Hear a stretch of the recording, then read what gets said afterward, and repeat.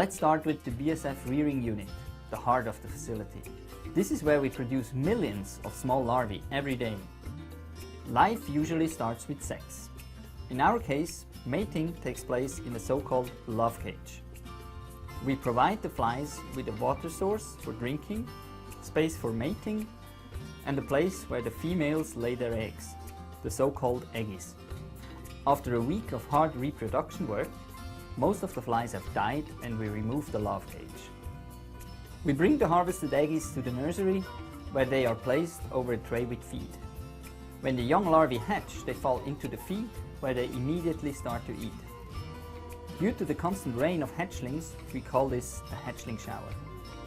After 5 days of feeding, the young larvae, the so-called limadol, are ready for the waste treatment.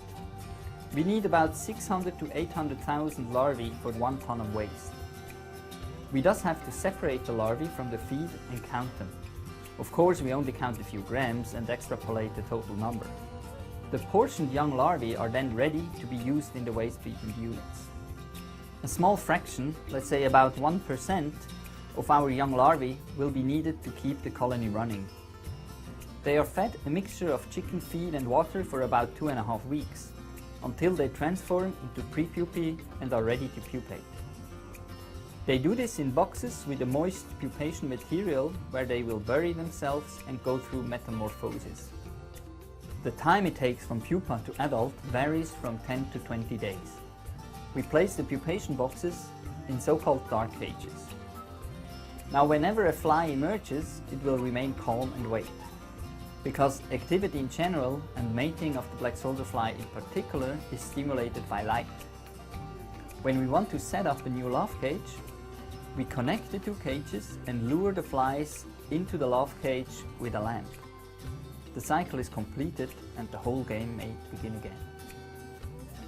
Now that we have seen how to produce young larvae in great and defined numbers, we move on to the actual bio-waste treatment unit. In the case of our facility in Indonesia, we receive waste from a fruit and vegetable market. To make the waste easily accessible for the BSF larvae, we shred it with a hammer mill, but any kind of shredder can do that. Our fruit and vegetable waste mixture is very wet. We therefore let it drain for a day or 2 to reduce the water content. Here you can see the treatment set up.